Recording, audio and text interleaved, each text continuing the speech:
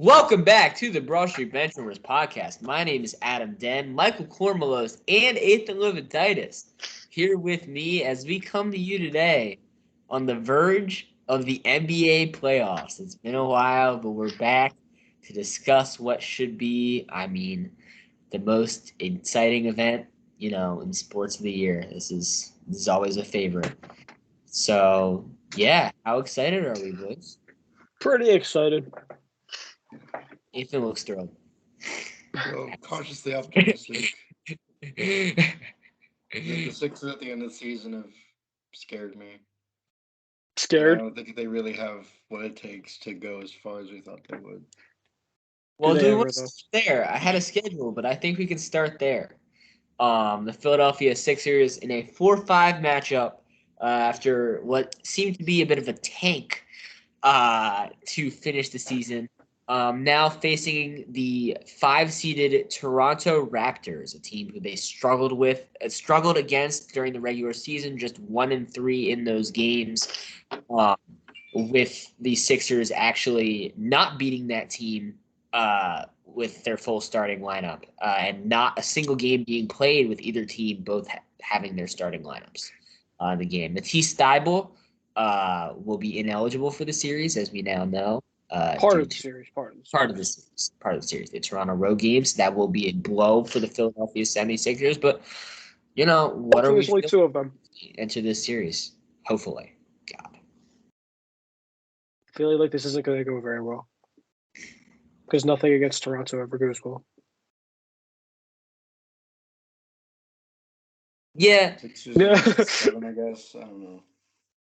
I mean, it's just tough from a logistical standpoint when you watch that team, play us, 3 weeks ago now? And, the way without Van Vliet and without OG and the way they were able to still kind of, charge the paint and force Joel into, maybe some tougher decisions, and, the supporting cast was not able to hold up. And, you also have this bench, which was destroyed throughout that entire game. So you have to question and worry now going into this playoff series. I mean, starting with the bench, there's just no scoring, whatsoever. They are getting, killed on the boards because there's no big man presence, and the continued presence of DeAndre Jordan, even in the lineup, is absolutely revolting to see on the court. James Harden just not living up maybe to expectation as a roster. I mean, I think after a week of James Harden, as tends to be the James Harden experience, we kind of just submitted to, thinking he was 2018 James Harden, and he's not. He's 32 years old. This is what happens. But I think, we're now looking at playoff James Harden on top of that. So I think that's definitely a question to watch out for. But I still Maybe he'll break the stereotype. Maybe he'll pull a 2021 Paul George. Yeah. Paul George broke the stereotype last year. Yeah. I would love that. I mean, I would love that too. We are Sixers fans. Yeah. that's what we come here for. But I mean, I still realistically see them winning this series. I don't see Toronto having, scoring within their lineup to keep up with a team that can be as dynamic in transition maybe as the Sixers, or has, the MVP presence that it should be, Joel Embiid, within this series. So I'm going to say Sixers in 7. But I'm terrified. And I think I'm justly terrified. So yeah, I'm terrified too. I think we lose every game in Toronto with Matisse not playing. I don't think Danny Green can guard Scotty Barnes at all. Yeah. Or Pascal Siakam, or anybody who comes his way, because he's legitimately terrible at basketball. He's a shooter, and that's what he's there for. And I think his addition. He's not even that good at shooting anymore. He's still pretty good at shooting. He's shooting like 29% from 3 this season. No.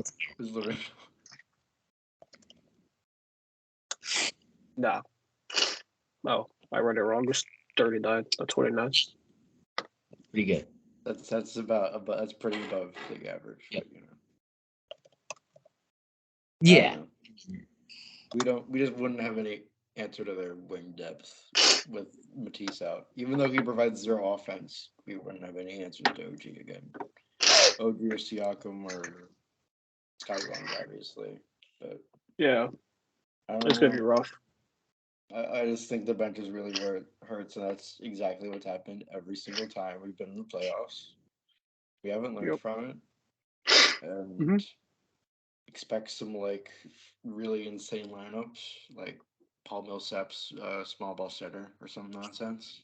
Paul Reed starting at Because power forward. honestly, We'll move we Tobias shouldn't be as well. getting Paul Reed minutes. We honestly should. Because he at least tries, and is he at least capable at rebounding a basketball? Arguably, at Paul least, Reed. Sometimes. Sometimes. at least offers more as a basketball player than DeAndre Jordan. At his Well, and his current physique. especially as an offensive rebounder. I mean, Yeah. on that end of the floor, I don't know that he's a defensive plus, but he's big and he has arms and legs. Yeah, he has. So.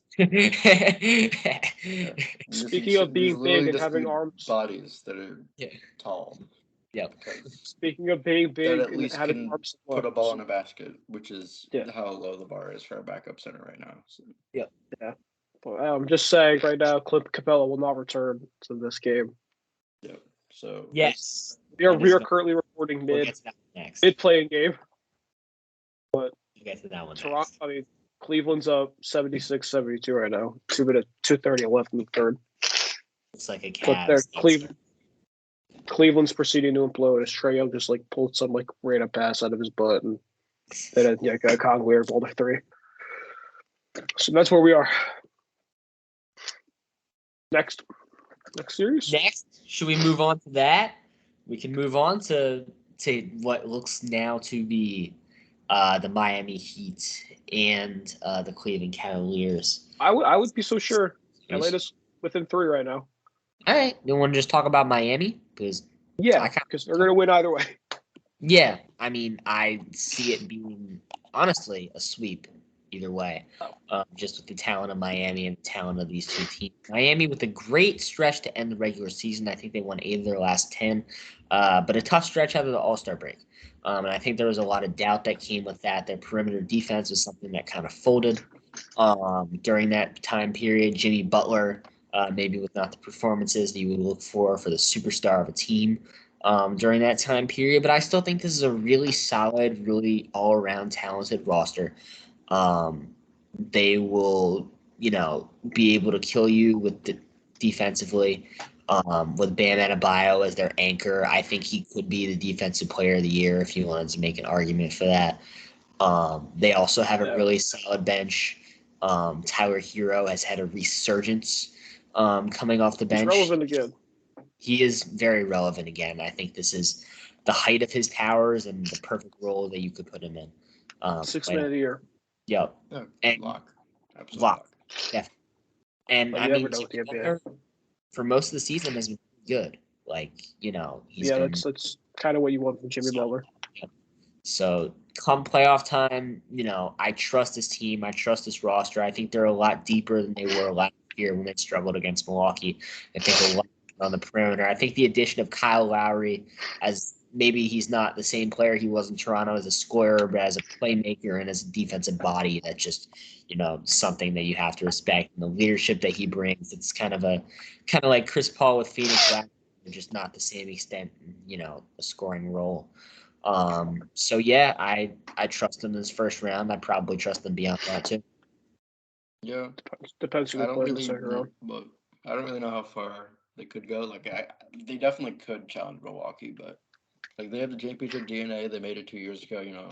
Mickey Mouse bubble finals appearance, but I think also the championship DNA of Kyle Lowry will help. I prefer much more as a primary ball handler than say honestly Jimmy Butler, just get some attention off of it. And just because Kyle Lowry is a perfectly competent offensive player, as a scorer as well as obviously a better playmaker, but having him, I think it definitely keeps the lineup a lot more well-rounded. And they have so many depth guys that are just if you told me like a year ago that they would be a key playoff contributor on like one of the best teams in the East, I would have said you're insane. Like Maxi Strus and Gabe Vincent and the other Martin Hey, brothers. Victor Oladipo is Or- somewhat healthy-ish right now. Yeah.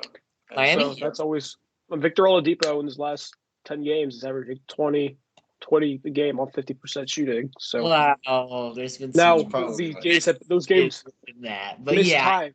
Yeah. Yeah, we're not getting like peak most improved player Victor Oladipo, but Well, he's you're another still getting body. He's another very good scoring threat, and I wouldn't be surprised if they sweep, but just because like how the NBA goes, I'll probably say like 5 against either team. Like they'll win one home game, like the lower seed. But yeah, nope. Miami's very good, and definitely have a chance to come out of the East. No, I agree. I don't think they'll come out of the East, but I agree. all right. So I think we can go to what probably should be the most exciting matchup across the entire league, I think, throughout the entire weekend.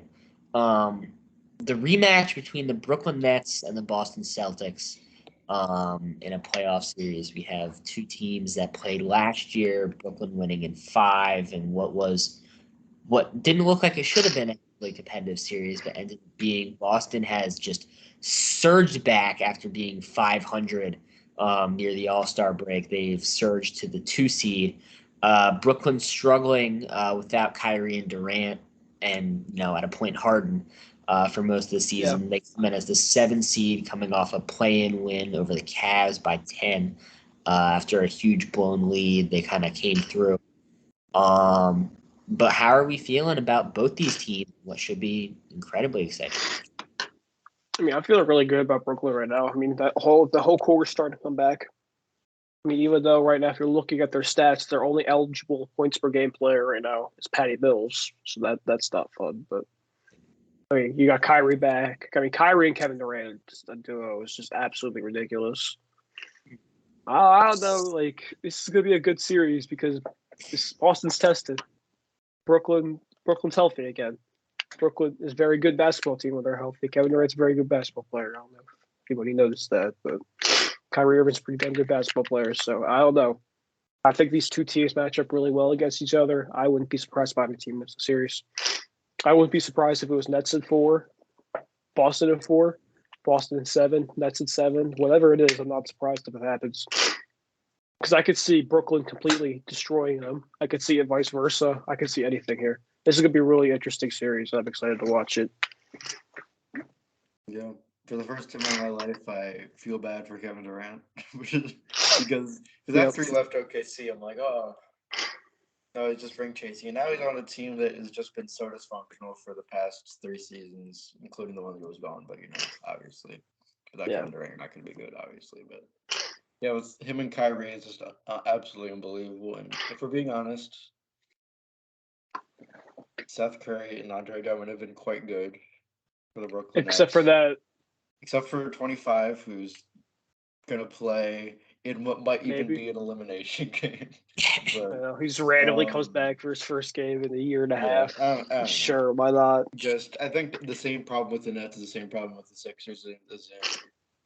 They're very top heavy and they have very little depth. Like Boston isn't like a ridiculously deep team, but they have this is such a well-rounded roster. Like I think even though Time Lord's like sort of a undersized center, he still could be an extremely good defensive presence for them. And Jaylen Brown's a great scorer, and I honestly think Jason Tatum will duel with Kevin Durant for the entire series to prove that he really is a superstar. And as much as I like some of the players on Brooklyn, I think Boston is much better coached, if we're being honest.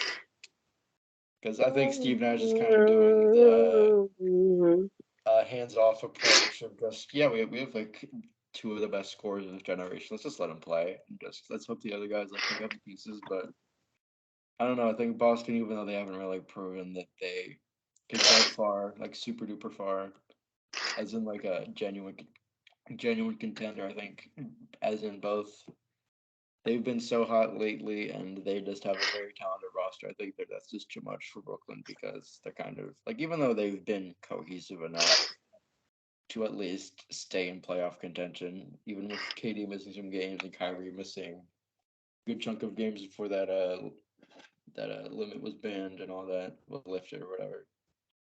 Yeah, I mean, Boston in 6, just because I have much more confidence in them as a team.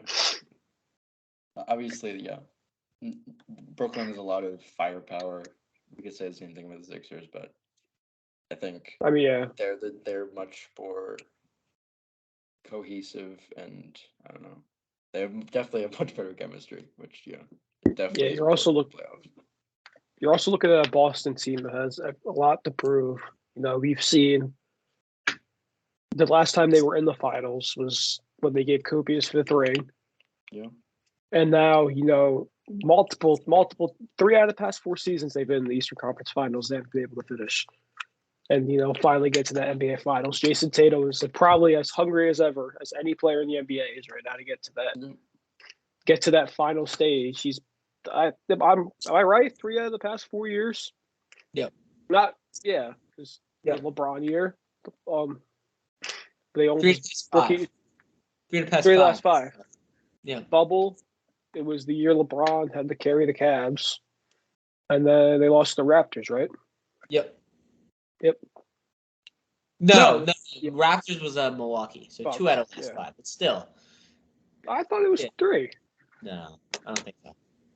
Well, I need to fact check this stuff. I mean, either way, we're looking at a Boston team, that a year ago was in complete teardown mode, and I give complete credit, as much as I don't want to Brad Stevens and Danny Ainge and what this front office has done to turn around this roster, and to Ime as well. I mean, we're looking at a 500 team, and just the leadership around that roster for them to be able to come around and ramp it up and get it together.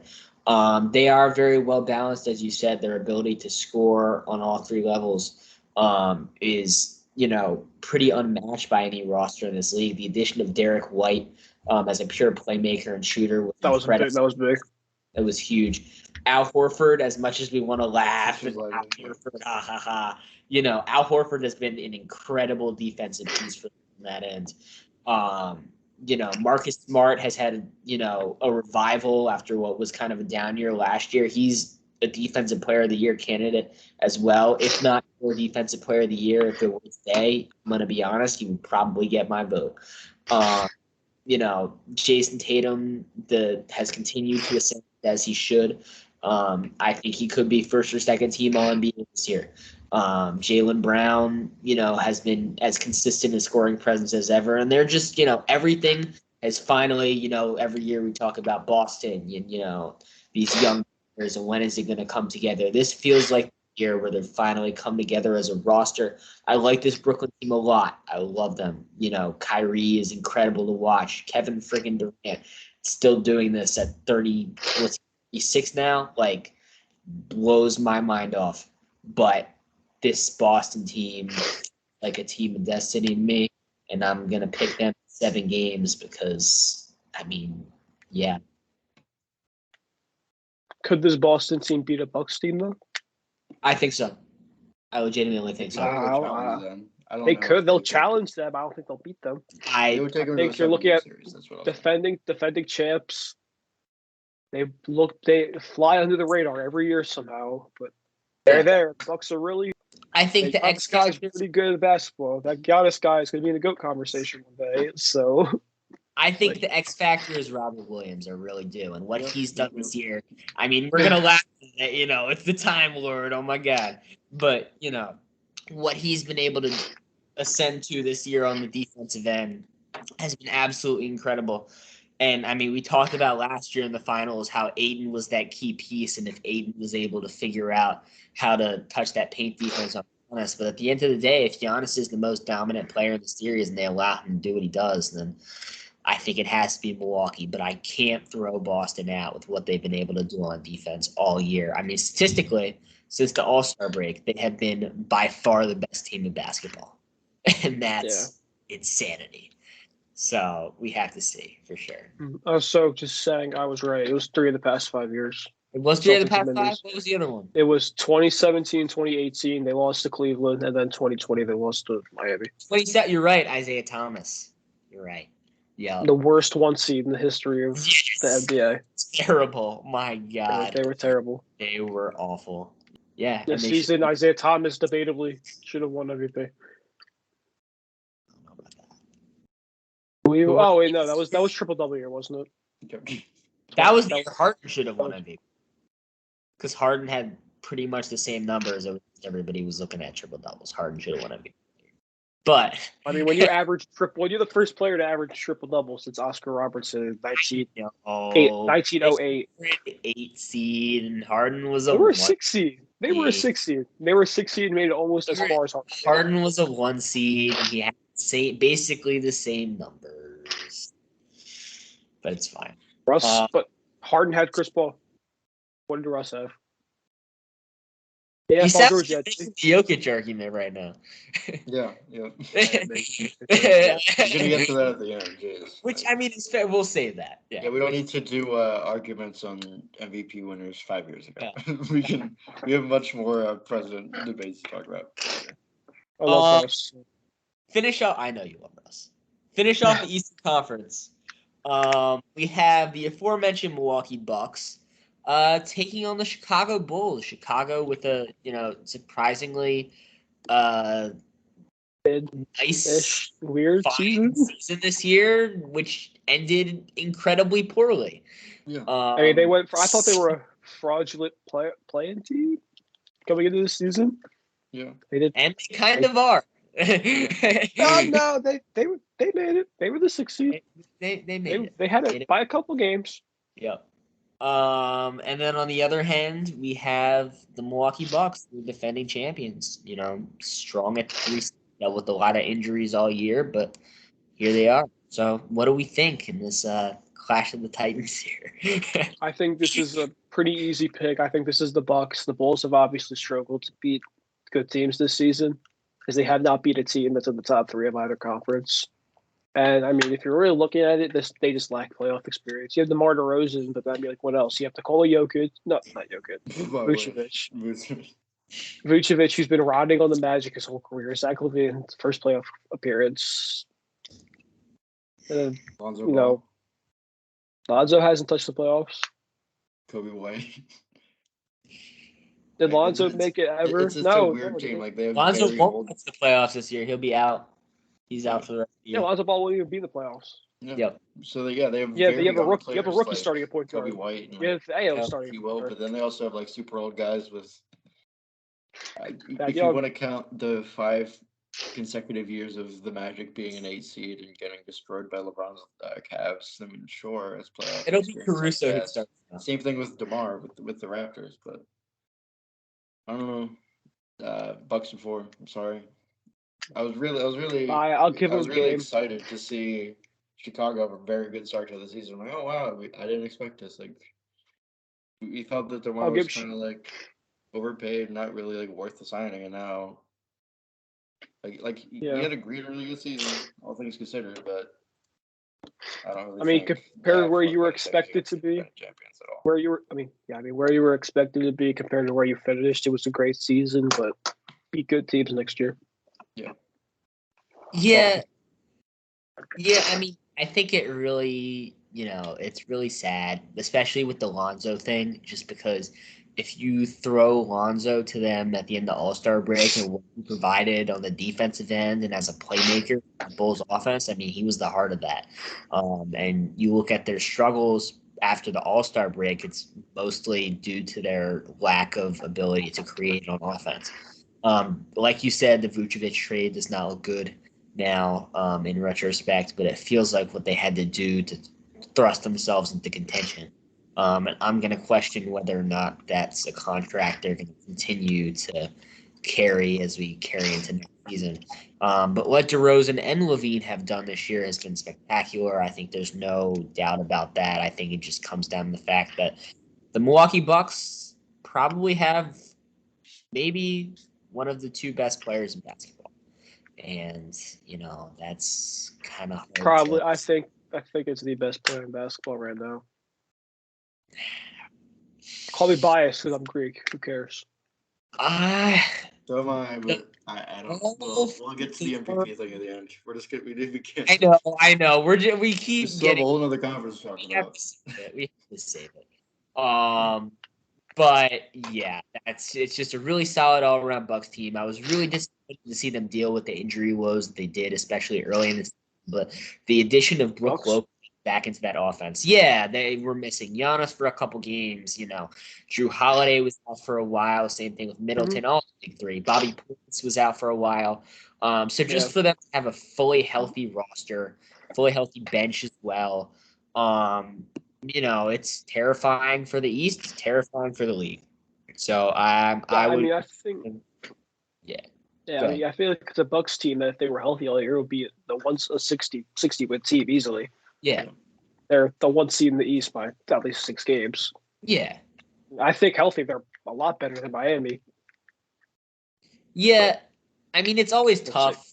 It's tough coming off a championship, and this is always how it's been. But, they've been just as dominant over the past month as they were a year ago, and I expect them to roll over the Bulls in 5 pretty easily. I mean, right now, looking at their road to the champion, like their side of the bracket to get to the championship, and they're the kind of inferior opponents they're going to play in the East, because the East once again play baby this year. The East or West today. I think that there's no reason to not pick the Bucks coming out of the East. Again, I think it's tough. I just went on my thing about Boston. I think Boston's going to be a challenge for them. I do. I do. Boston's a challenge for anybody. I think even if Brooklyn wins, I think it's going to be substantially less of a challenge given Brooklyn's inability to play that thing called defense. But it showed last year. Yeah, and Giannis had 50 in Game 7. Yep. But I think at the end of the day, it's still Kevin Durant. It's still going to be a challenge. So I think that's definitely, in my opinion, the harder half of the bracket. I'll say, but it's a throwaway first round matchup. I'll give it that. But I don't think the brackets. I don't think the brackets are hard to begin with. For them, when they're fully healthy. I don't know. Like they're insane, but that Boston team, man. I know. All right, so we're gonna go to the Western Conference now, having finished up the East, and I think we should start with our 1 seed. We're not sure who they're gonna play. We have Clippers tonight. We'll see. I think we have different opinions on that one within the group. But we can talk a little about Phoenix and just how extraordinary this team has been throughout the regular season. They're really good at basketball. Phoenix all the way. Like, what do you want me to say? Yeah, no, I completely agree. Booker's first team All-NBA. I don't care what anybody else says about that. I don't think he should be an MVP, but he's been pretty freaking good. He should be the first team All-NBA, but no MVP. Yeah. They've just continued to get better. Their young guys can get better. Cam Johnson has taken a huge step up this year. Macau has taken a huge step up this year. They're just really, really solid overall. And with Chris Paul now fully healthy for the 63 win team, it's pretty incredible to say. 64. 64, you're right. That's 64 and 18. Yep. They're really solid and should easily be the favorites, not just to win the West, but to win a championship, I believe, just with what they've done all year. Yep. So, yeah. We don't we don't just be regurgitating media analysis of the Suns because they won 64 games. Do we really have to explain that much? No, we don't. Well, but the thing is, I mean, we want to talk about media analysis of the Suns. There really isn't any because all anybody wants to talk about is Brooklyn and Brooklyn being bad, the Lakers and the Lakers being bad. And, occasionally we'll get some talk about Miami or, But they're bad. somewhat large market. Or how good Memphis is when Ja Morant isn't playing. But not when Ja Morant is playing. Ja Morant's playing. Nope, just when he's not. It's Luka. the Warriors. Every time he makes a shot, we get a tweet. The Warriors, who've been without Steph Curry for a month and have been awful since. So it's like, the whole month we heard nothing about the Warriors on social media. So remember we got that one Kings week where they got DiVincenzo and everybody thought they were going to be good. The Kings? He doesn't want to be on the team anymore because they're lowering his free agent stock. So I don't know who would want to be on the Kings. I'll be honest. Yeah. I'll be on the Kings. Just wait till next year. I'll be on the Kings. I'll take next year. Yeah. Halliburton goes back to the Kings after the Pacers cut him. I was balling at the park the other day. I'm just saying. I was balling in the gym the other day. Yeah, facts. Exactly. Call up Sacramento. Grizzlies T-Wolves super fun. is our next one in the West. It's very fun. We have two incredibly young teams. Ja Morant, who was considered to be an MVP candidate before his injury. He played like 5 games. Yep, exactly. A roster which, as we discussed before, has won a ton of games even without said MVP candidate Ja Morant due to the help of Desmond Bane and Jaren Jackson Jr. in their steps. And then a Minnesota team coming off a huge play-in win over the Clippers, down to the wire, that celebrated like they won a championship. And I mean, they won the championship. The Timberwolves. Yep. That was their. Yep. So how do we feel whether Minnesota can back that up a little bit? Congratulations, Minnesota. Games, maybe 3, but congratulations. Congratulations, you made it. You're here.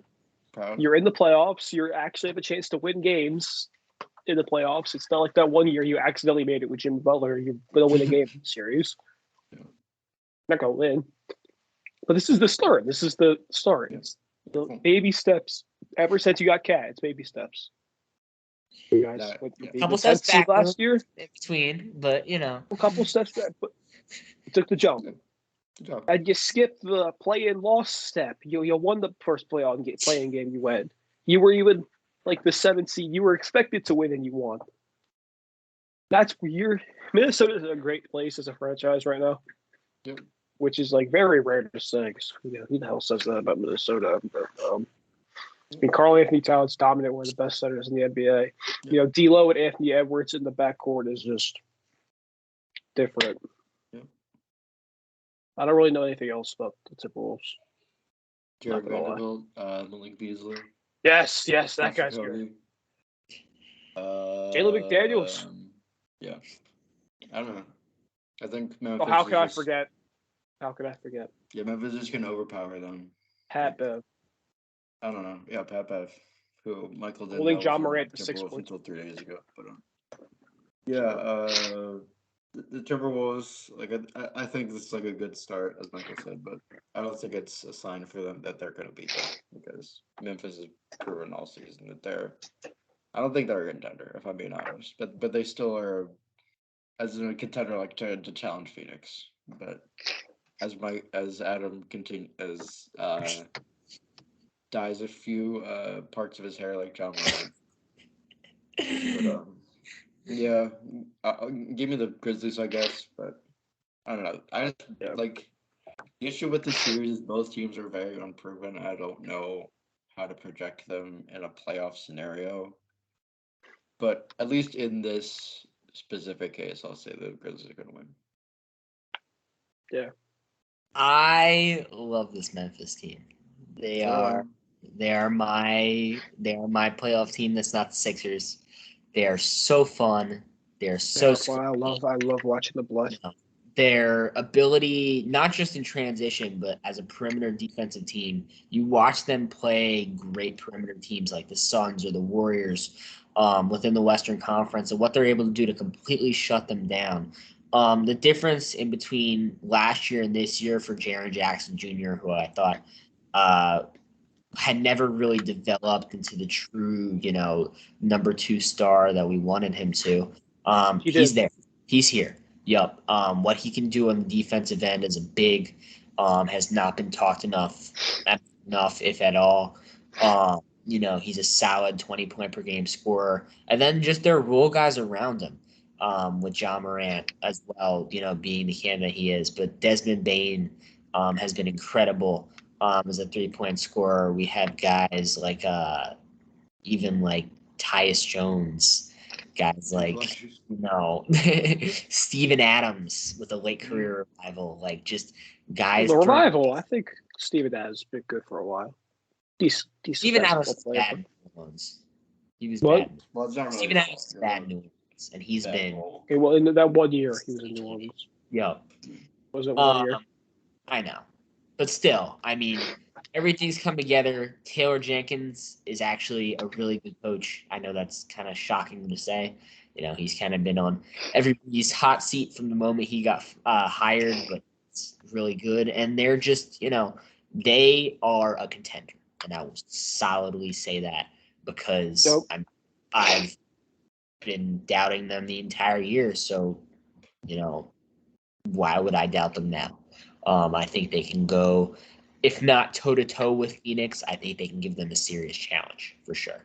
And then we look at the other end, Minnesota, it's a nice story. Anthony Edwards is young and fun.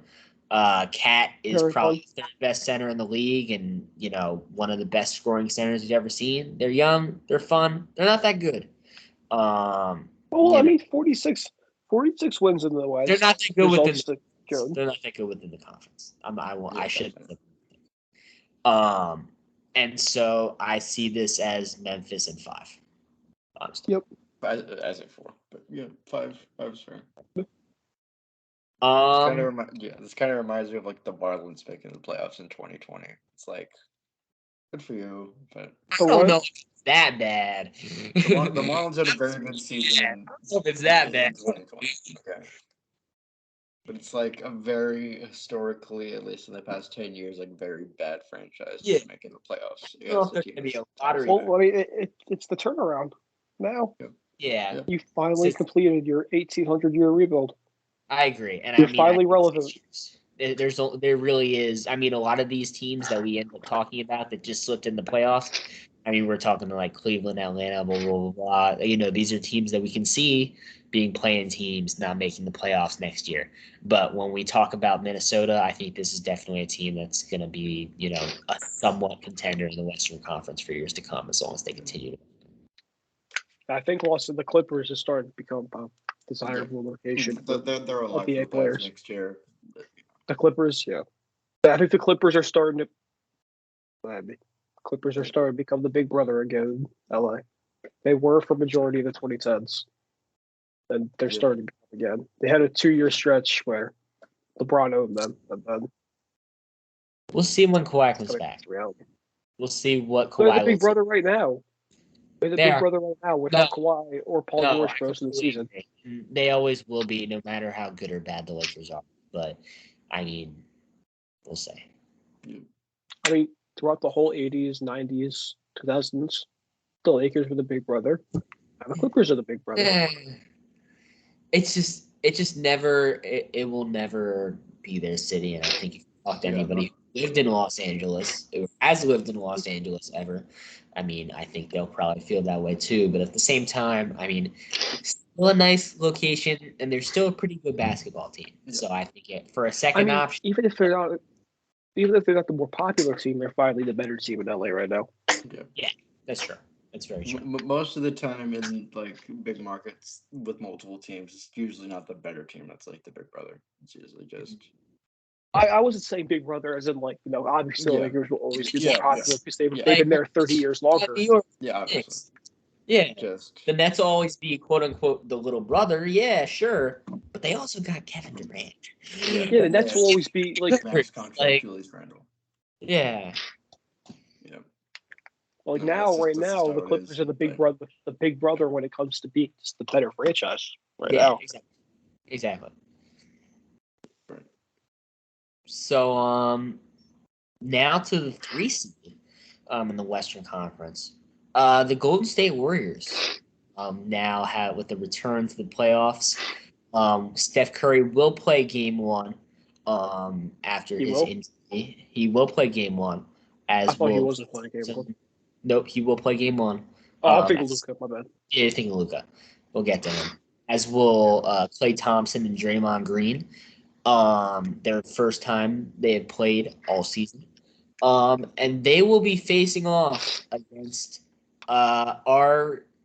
I guess I can't say perspective anymore because he pretty much is the MVP, Nikola Jokic, now back-to-back MVP.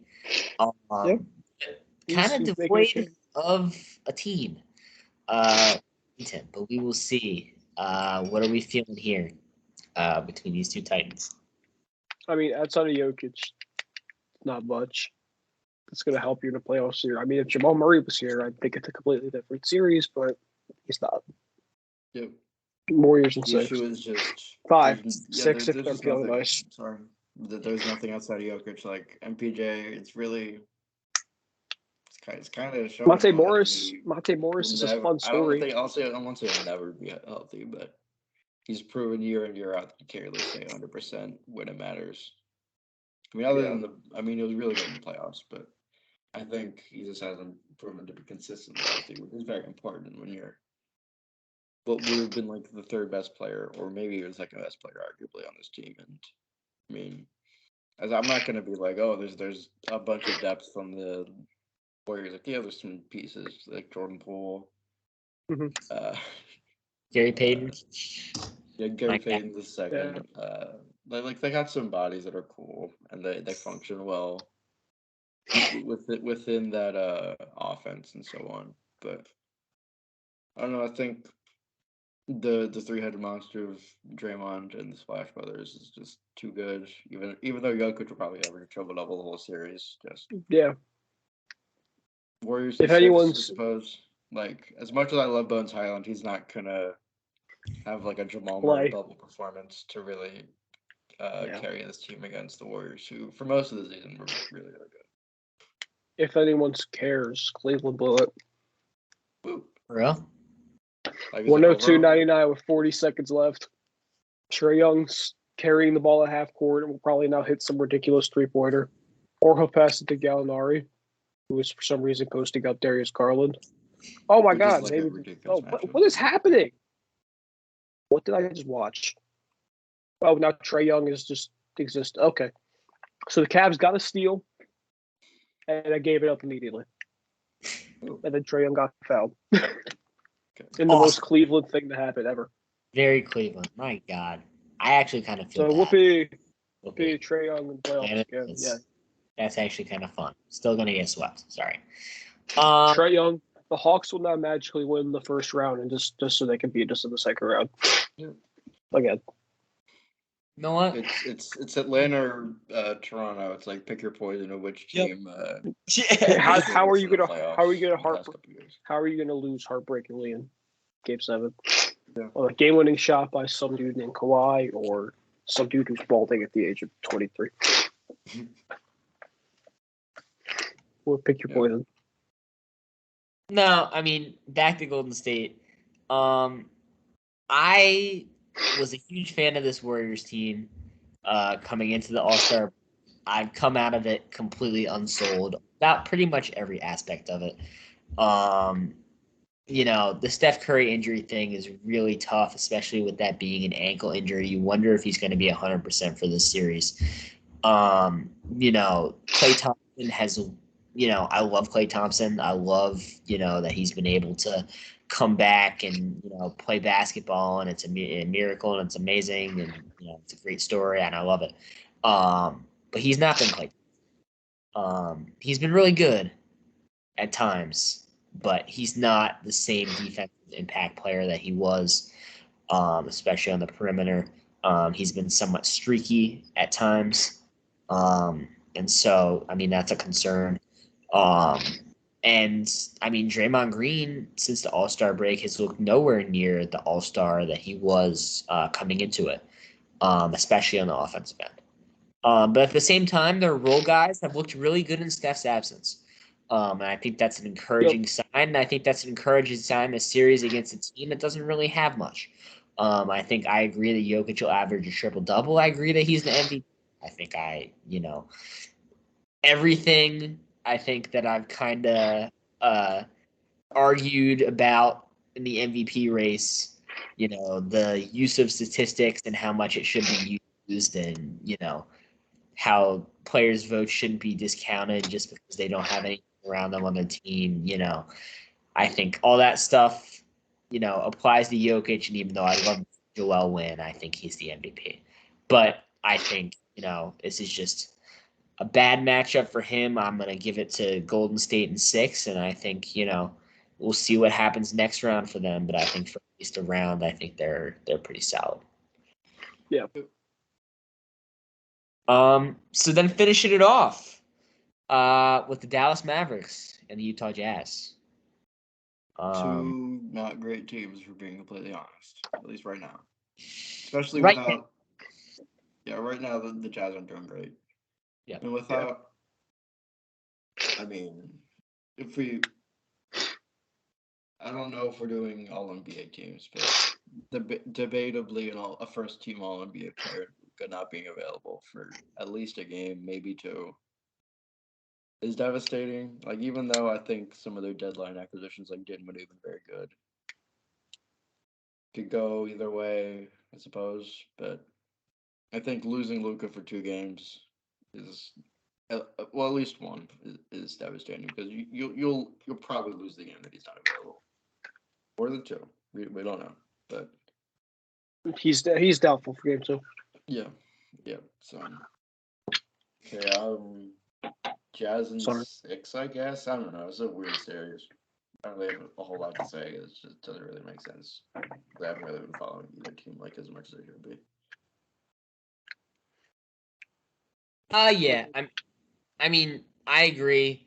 The loss of Luka is so substantial, even if it's not just a loss, even if his legs aren't fully 100%. This is a Dallas team that I love coming into the playoffs. This is really, really sad for me because, I legitimately thought, if we were talking about a sleeper team in the Western Conference, that a team with the speed that this team can provide on the court, they've been the best statistically, record-wise, best team in the Western Conference since the All-Star break. Just with their, ability to kind of figure out their offense with the second scoring option in Dinwiddie, and then Brunson to back it up. They've just been incredible that way. And so, it wouldn't surprise me if Luka is just bad in this series and they still win. Just because, they've got a lot of scoring options now, and they're very young and very talented. But at the same time, I think it also comes down to desperation. And at the end of the day, this is a Utah team that probably will not be together in the 2022-23 NBA season if they don't win this series. So I think when it comes down to that and losing Luka, I think it's a little too much. I think Donovan Mitchell has a fantastic series to keep it together. And I'm going to give it to Utah here. Utah in 6. Yep. Agree. That's all I think we agreed on this whole video. So yeah, that's all we got, right? That's playoff picks. Playoffs. Yeah, those are picks for the first round. Enjoy what should be a fantastic, weekend and a half, whatever it is. And we'll be back for the second round. Yep. And yeah, maybe. For sure. If we don't go completely off the grid for another 5 months. We are back. We are back. So that's what we said 3 months ago. You're back. Shut up. We're back. That's what we said when we called Bryce Young mid and then watched them lose a national championship. Don't want to hear it. We're back. Yeah. All right. Anyways, fire.cribbers. Goodbye.